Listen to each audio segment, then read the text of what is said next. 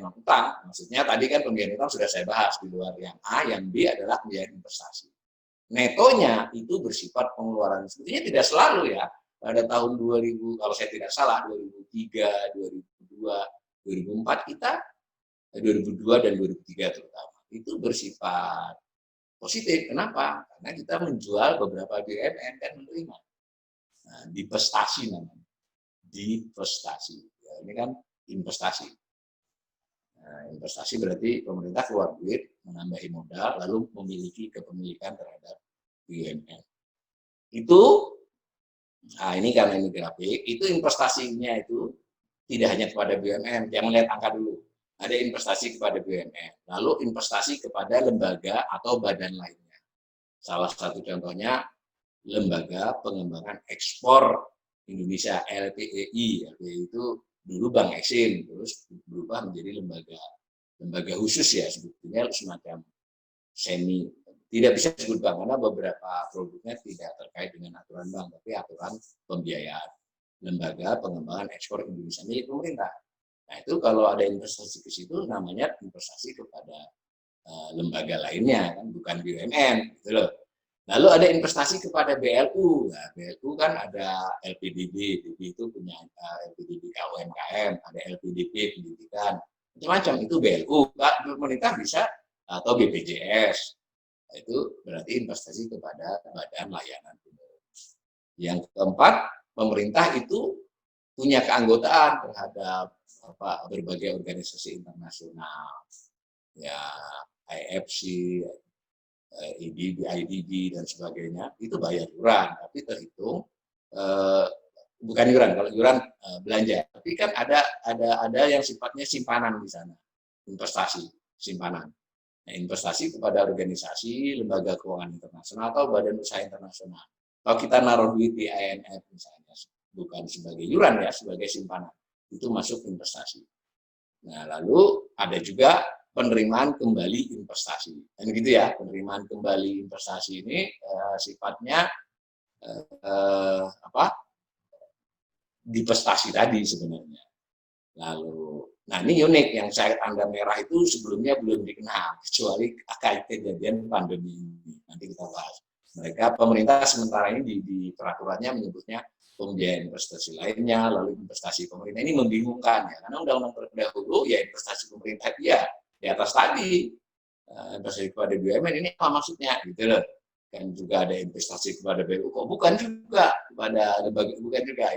Ini yang sebetulnya harusnya jadi wacana publik, tetapi ya kelas kita belum mewacanakan yang begini, masih maaf ya, beberapa portal data yang bagus-bagus itu aja cuma ya salah satunya dibagi oleh teman-teman itu di grup itu ya, kalau saya ya belum mau pakai data itu karena saya belum paham bahwa ada aspek-aspek yang aneh begini.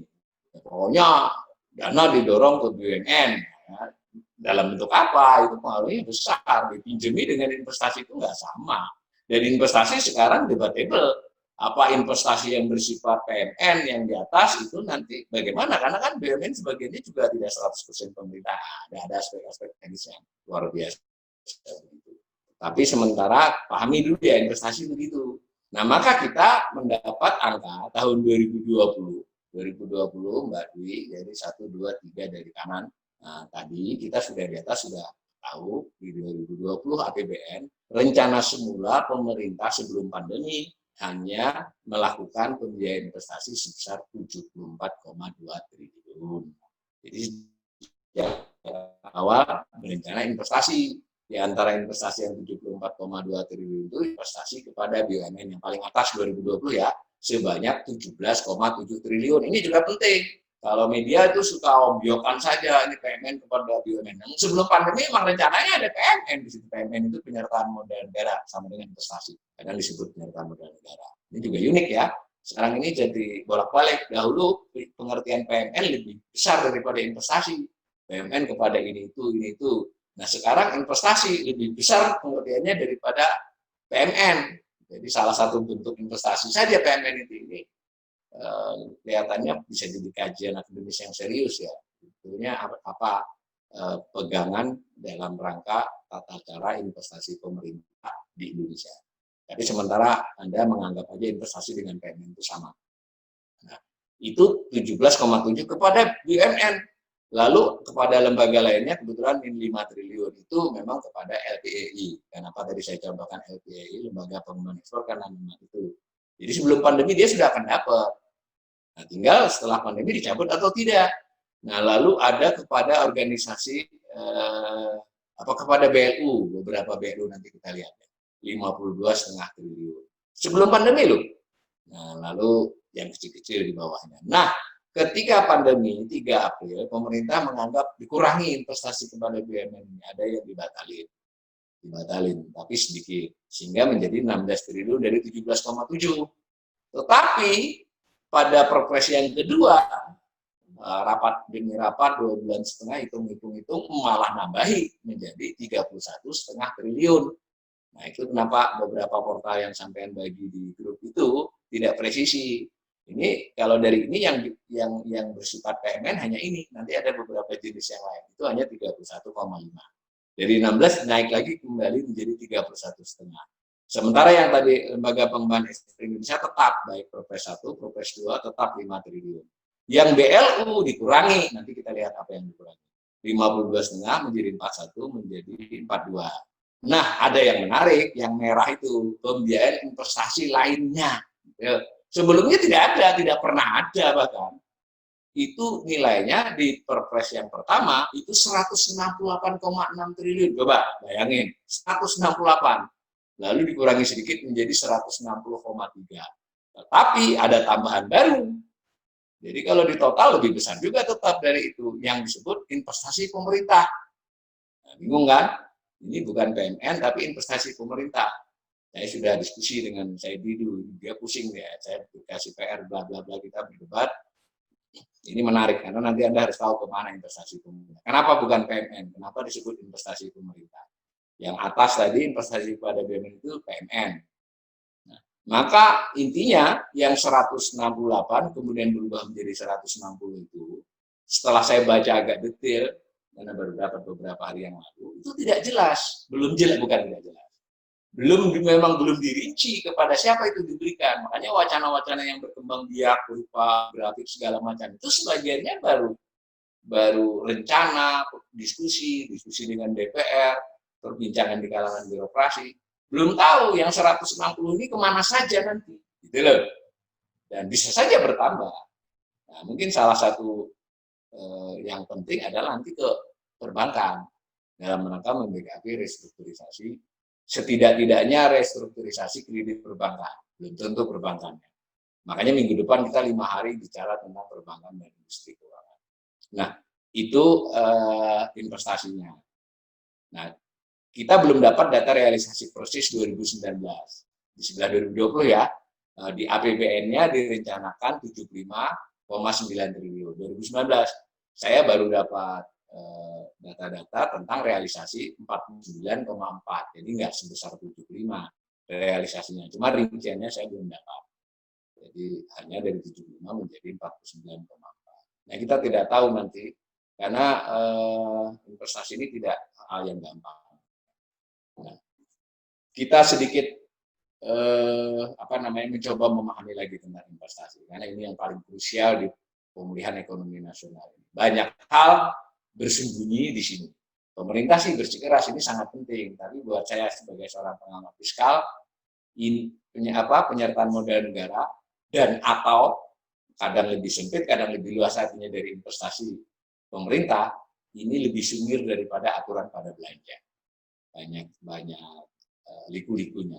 Nah, prinsipnya yang disebut dengan PMN adalah dana APBN yang dialokasikan menjadi kekuasaan negara yang dipisahkan. Ya, nah, jadi dipisahkan dari negara masuk kepada lembaga lain, salah satunya BUMN. Nah, tetapi di situ tetap menjadi kepemilikan pemerintah. Nah, gitu ya. Jadi bisa PMN kepada BUMN, bisa kepada BLU, bisa kepada lembaga keuangan internasional, bisa kepada lainnya. Berarti ketika tadi pemerintah melakukan PMN kepada yang bukan BUMN, yang badan seperti LPI tadi, statusnya bukan pinjaman, tapi modal. Ya, artinya kan ada reward terhadap modal, kalau reward terhadap pinjaman bunga. Itu ya artinya menambah kepemilikan tertentu pada lembaga pengembangan ekspor Indonesia. Begitu juga kepada BUMN.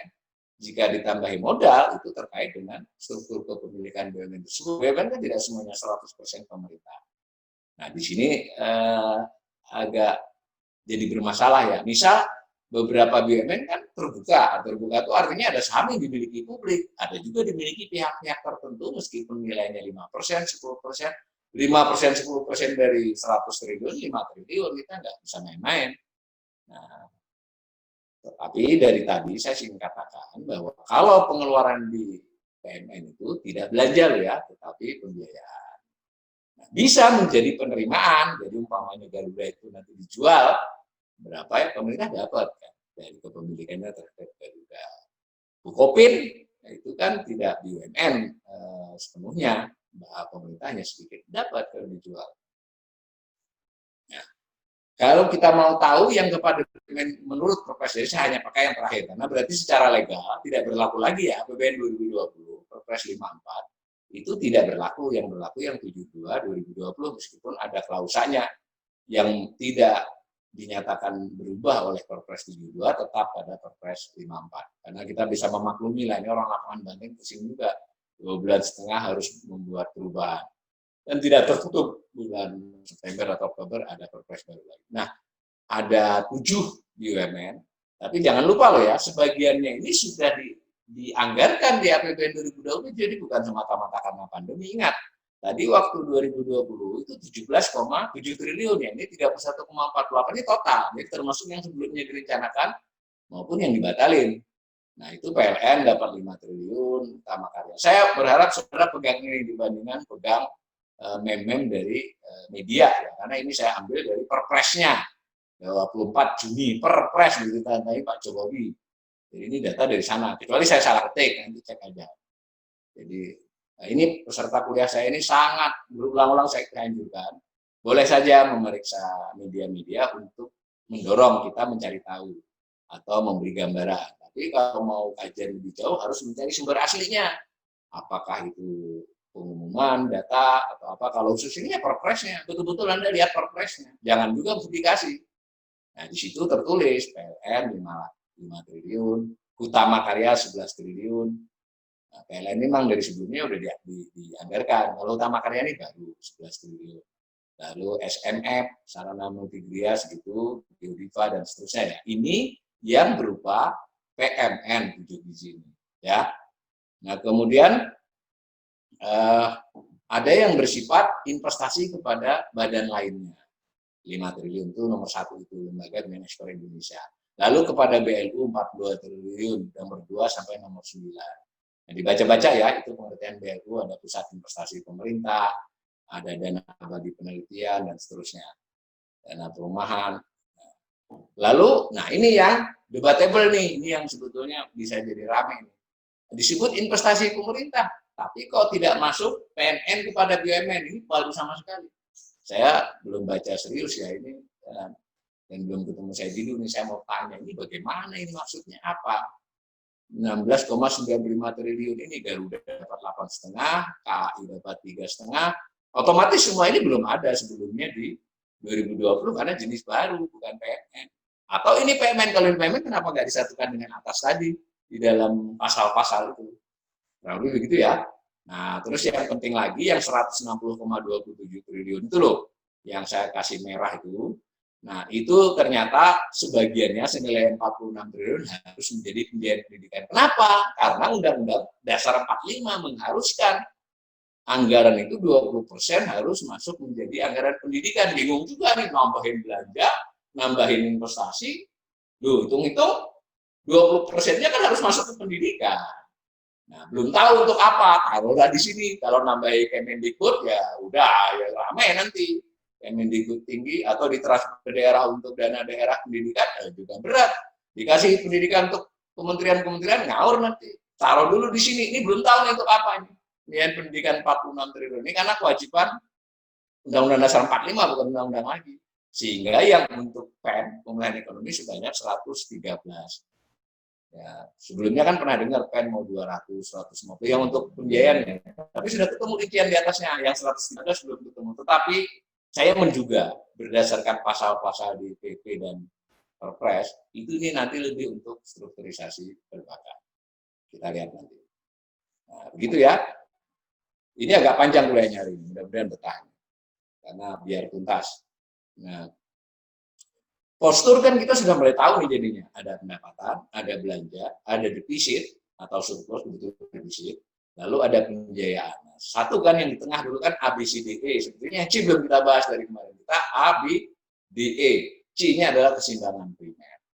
Nah, keseimbangan primer itu apa? Keseimbangan primer ini sejak dulu sudah merupakan bagian dari textbook ya, bicara tentang kebijakan fiskal, tentang public finance, keuangan publik. Nah, keseimbangan primer itu sebetulnya adalah kondisi APBN tadi, pendapatan, belanja, defisit kalau tidak membayar utang pada tahun bersangkutan. Nah, jadi kalau pada tahun 2020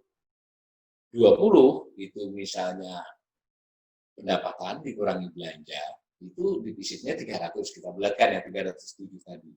Dari 300 itu kan defisit 300, di antara belanja itu ada yang pos disebut belanja utang, kan kita masih belanja Pak. Belanja pembayaran bunga utang. Berapa nilainya? Nah, ternyata misalnya nilainya pembayaran bunga utang itu 320. Tepatnya 320 sebetulnya begitu ya. 325 deh biar gampang. 325 triliun. Nah, umpama itu tidak bayar bagaimana? Nah, kalau itu tidak bayar 325, padahal tadi kan defisitnya 300, jadi surplus dong 25. Jadi keseimbangan primer positif 25. Saya ulangi ya, ini agak sedikit tricky nih. Jadi keseimbangan primer itu sebenarnya neraca juga, yang menunjukkan kalau APBN itu belanja bunganya tidak diikutkan. Nah, kalau total belanja APBN defisit 300, kalau bunga utang nggak dibayar surplusnya. Gitu. Kalau ternyata bunga utangnya 325 jadi surplus 25 kan. Tapi kalau bunga utangnya lebih kecil, berarti ya dihitung lah. Intinya surplus atau defisit. Kalau tidak bayar bunga utang. Apa artinya secara teori? Secara perhitungan, kalau KP itu positif, keseimbangan primer positif, jadi tadi kalau misalnya tidak bayar bunga kita defisit 300, kalau ternyata bunga tidak diikutkan kita ternyata surplus 25 triliun, itu berarti bunga utangnya itu sebagian dicicil dari pendapatan. Benar nggak? Tetapi kalau nol, itu berarti persis. Jadi kalau KP 0, jadi di KP dengan itu nilainya 0, berarti seluruh bunga itu dibayari dengan pendapatan persis. Ya, sebagai KP 0 artinya maaf, salah saya. KP 0 artinya pencairan utang bunga itu tidak pakai utang bayarnya, pakai pendapatan keseluruhan. Kalau positif tadi masih ada nilai lebihnya. Nah, kalau minus itu berarti kalau KP-nya minus itu berarti sebagian utang, bunga utang bukan sebagian, seluruh bunga utang itu dibayar dengan utang. Aduh, bingung ini mungkin ya.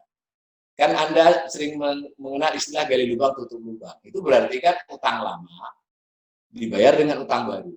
Nah, kalau defisit itu berarti gali lubang tutup lubang. Jadi Indonesia gali lubang tutup lubang sudah sejak reformasi.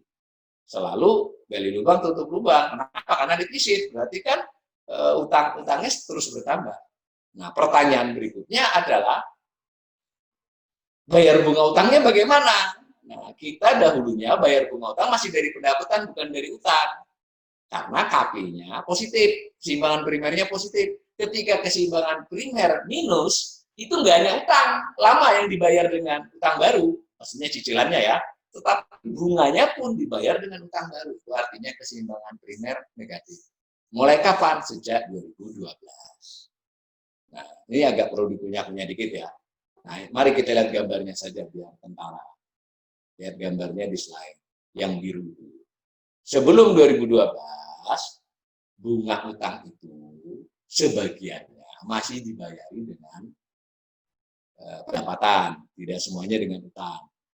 Mulai 2012, seluruh bunga utang itu dibayar dengan utang baru. Jadi kita gali lubang yang lebih besar untuk menutup lubang yang untuk menutup lubang, untuk menggali lubang yang lebih besar.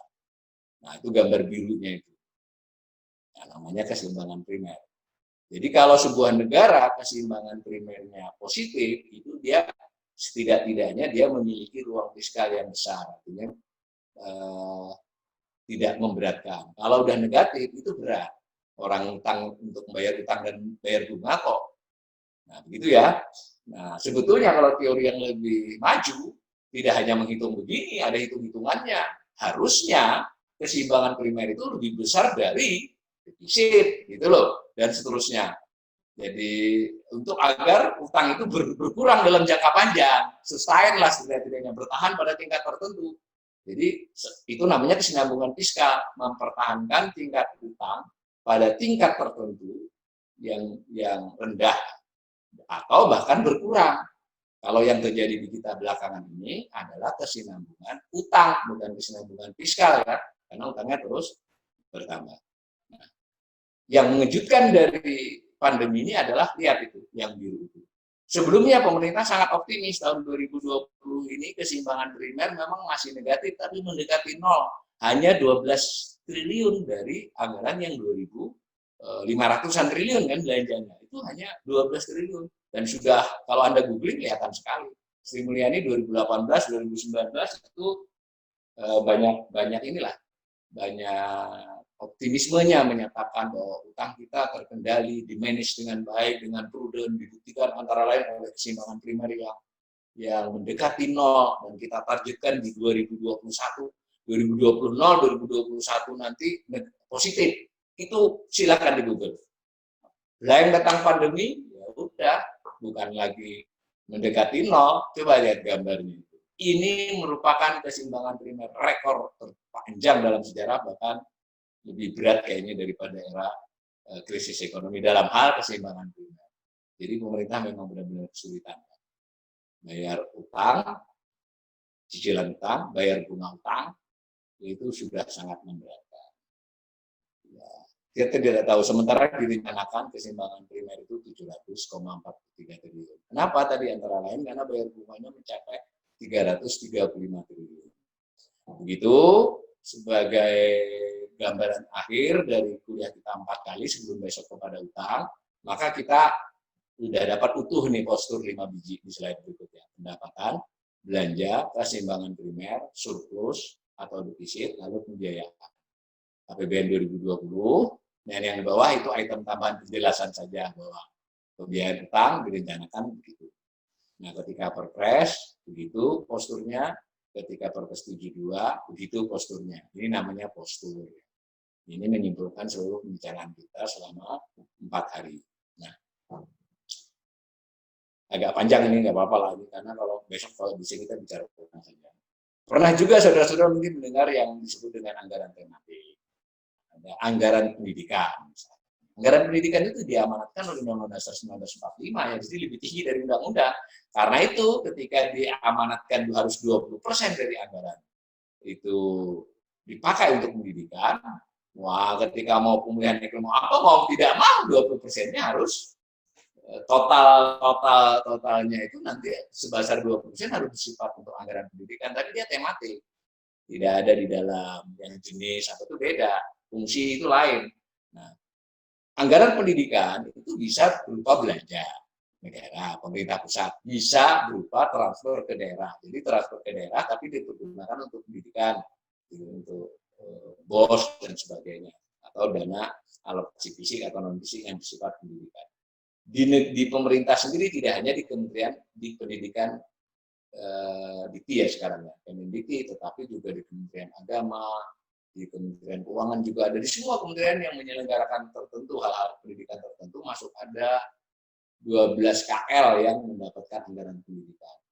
Nah, kemudian juga tadi dana untuk LPDP yang bersifat investasi, dana pendidikan atau dana abadi pendidikan tinggi rencana yang baru ini, itu disebut juga anggaran pendidikan. Yang penting totalnya 20% dari total anggaran. Jadi kalau tadi 2.700 belanja tadi, maka 540 triliunnya harus berupa anggaran pendidikan. Kontang-panting itu di lapangan banteng atur. Begitu juga dengan anggaran kesehatan. Cuma anggaran kesehatan yang 5% kan diatur oleh undang-undang. Jadi masih bisa dikiat-kiati lah. Nah, saudara-saudara pernah mendengar anggaran kemiskinan, anggaran infrastruktur, itu adalah tematik sesuai era pemerintahan.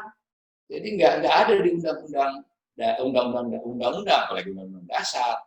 Jadi bebas-bebas saja meskipun biasanya dia tidak bebas dalam artian ngawur, ada aturannya, umumnya diatur oleh peraturan Menteri Keuangan pada era tersebut.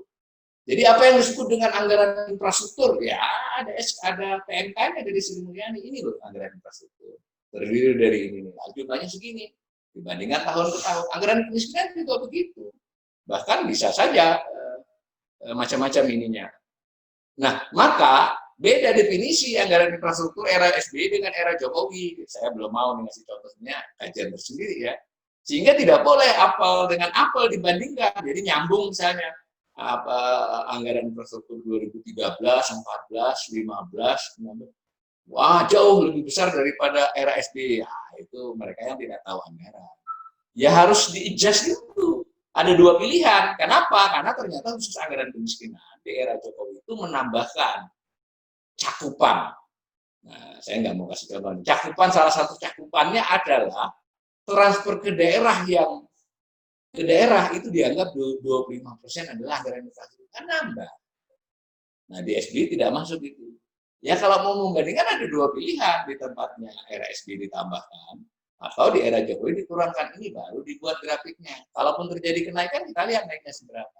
Bukan ketika digambar, wah melezit 2016-17 lebih besar anggaran infrastrukturnya sekian persen. Nah, itu tidak sepenuhnya benar. Ya tidak salah juga, orang benar kan waktu era SBY disebut anggaran infrastruktur segitu. Sama dengan anggaran kemiskinan. Nah, sekarang semula kalau pakai definisi Pak BY jauh banget, era Pak Jokowi 1 itu lebih kecil anggaran kemiskinannya, tetapi ada perubahan cara menampilkan, lalu sekarang dikenal anggaran perlindungan sosial. Nah, udah namanya saja lebih luas daripada anggaran kemiskinan, jadi gede lagi. Nah, tapi kalau mau masukin Pak BY ya boleh saja, nggak apa-apa, apel dengan apel, yang penting kalau kita sebagai ekonom adil saja. Kalau pakai definisinya, dulu juga harus pakai definisi itu dong. Mari kita bandingkan masing-masing pemerintahan seperti apa. Supaya kita juga tidak terjebak dengan suka dan tidak suka itu saja. Itu kuliah ini, hari ini agak panjang, sehingga nanti YouTube-nya dibagi dua ya. Supaya besok kita nyaman, besok kita langsung bicara akibat semua pembicaraan ini tentang pemerintah itu bagaimana dari waktu ke waktu. Nah, saya ulangi sedikit, defisit secara konseptual itu ditutupi dengan pembiayaan. Namun karena ada pembiayaan yang bersifat pengeluaran, maka kita harus membacanya secara lebih teliti. Salah satu kuncinya adalah yang disebut dengan pos pembiayaan utang. Jadi ada defisit, ada pembiayaan utang. Nah, defisit itu berarti gali lubang tutup lubang. Kurang lebih begitu ya. Karena kalau defisit berarti kan bagaimana mungkin kita membayar utang dengan pendapatan orang kita nutupi belanja yang nggak cukup. Nah, itu terjadi sudah tidak hanya Pak Jokowi, semua era pemerintahan reformasi begitu. Nah, tetapi ada juga bagaimana dengan bunga, karena bunga masuk belanja. Nah, itu baru 2012. Jadi Pak BY sudah memulai sudah tradisi sebagian dari bunga utang dibayar dengan utang baru. Nah, sekarang pandemi ini membuat seluruh bunga utang akan dibayar dengan utang baru. Jadi nggak hanya gali lubang tutup lubang ya. Nah, jadi pandemi ini memang mengubah postur kita secara luar biasa. Nah, kajian kita hari ini hanya mengajak saudara-saudara untuk setannya selalu bersembunyi di rincian. Saya apresiasi ya bahwa pemerintah harus begini, harus oke, tetapi antisipasinya seperti apa? Rencana kebijakannya seperti apa? Loh, kok banyak sifatnya investasinya seperti apa? Aturan hukumnya apa?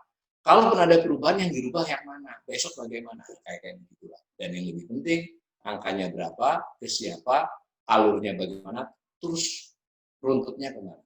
Yang kita butuhkan adalah sebuah bangsa yang penduduk dewasanya makin sadar tentang keuangan negara. Walaupun kita tidak mengambil kebijakan, jikapun kita bukan pelaku politik, kita merupakan rakyat yang berhak tahu dan sesekali kita bersuara untuk memprotes ataupun memberi masukan. Lebih kurangnya mohon maaf. Assalamualaikum warahmatullahi wabarakatuh.